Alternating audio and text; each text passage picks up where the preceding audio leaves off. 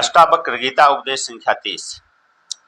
जन्म के अंधों को, कामातुर को, मदिरा से उन्मत्त को और धन के अर्थी को कुछ भी नहीं दिखता है। इसलिए हे जनक, धनादि की इच्छा का भी त्याग ही करना विवेक के लिए उत्तम है, क्योंकि संसार रूपी वन में भ्रमण करते हुए पुरुष का मन धर्म, अर्थ और काम में व्याकुल हो जाता है और कभी शांत नहीं होता है।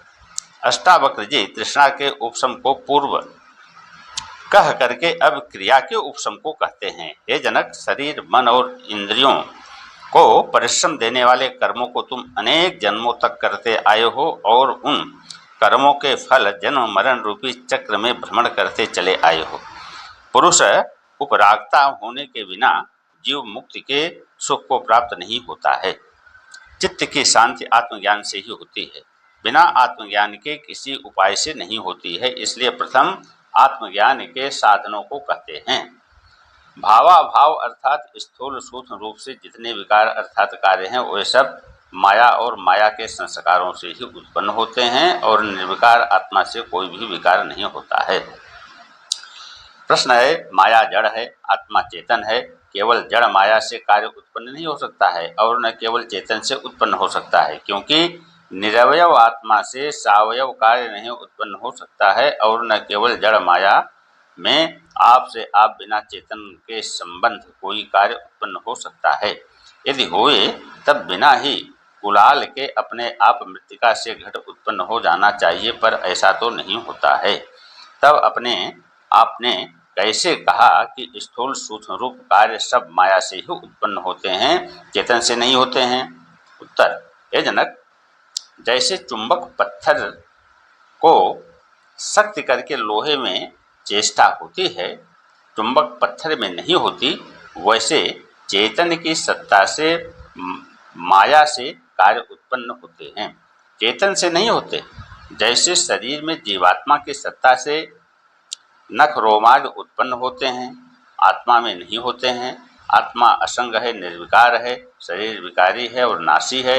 आत्मा नित्य है, चेतन है, शरीर जड़ है, अनित्य है। ऐसा निश्चय करने वाला पुरुष बिना परिश्रम के शांति को प्राप्त होता है, दूसरा नहीं होता है। प्रश्न होता है कि आपने कहा है कि आत्मा की सत्ता से भावाभाव विकार उत्पन्न होते हैं। कोई आत्मा दो हैं, एक जीवात्मा है, दूसरी ईश्वरात्मा है। दोनों में से किसकी सत्ता से भावाभाव विकार उत्पन्न होते हैं?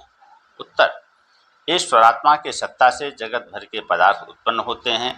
जीवात्मा के सत्ता से शरीर के नख रोमांच उत्पन्न होते हैं, क्योंकि वह आत्मा अपने शरीर मात्र में ही है और इसी कारण परिच्छिन्न है। उसकी सत्ता से जगत के पदार्थ उत्पन्न नहीं हो सकते और ईश्वर सर्वत्र व्यापक है और सारे जगत से बड़ा है। उसकी उपाधि माया भी बड़ी है, इसीलिए सर्वत्र ईश्वर की सत्ता से पदार्थ उत्पन्न होते हैं और जीव की उपाधि जो अंतःकरण है वह अल्प शरीर में स्थित है। इस वास्ते उसकी सत्ता से शरीर के अवयव आदि बढ़ते हैं। अल्प उपाधि वाला होने से जीव अल्पज्ञ और अल्प शक्ति वाला है और बड़ी उपाधि वाला होने से ईश्वर सर्वज्ञ और सर्वशक्तिमान है। इसी कारण ईश्वर को ही लोक जगत का कर्ता मानते हैं। वास्तव में वह कर्ता नहीं है, केवल माया उपाधि से कर्तृत्व व्यवहार भी ईश्वर में गौड़ है, मुख्य नहीं है। वह वास्तव में अकर्ता है और जीव भी वास्तव में अकर्ता है। प्रश्न है, यदि ईश्वर ही सर्व जगत का करने वाला माना जाएगा, तब फिर किसी को दरिद्री, किसी को धनी, किसी को दुखी, किसी को सुखी न होना चाहिए, पर ऐसा प्रत्यक्ष देखते हैं, इसलिए ईश्वर में विषम दृष्टि आदि दोष आते हैं।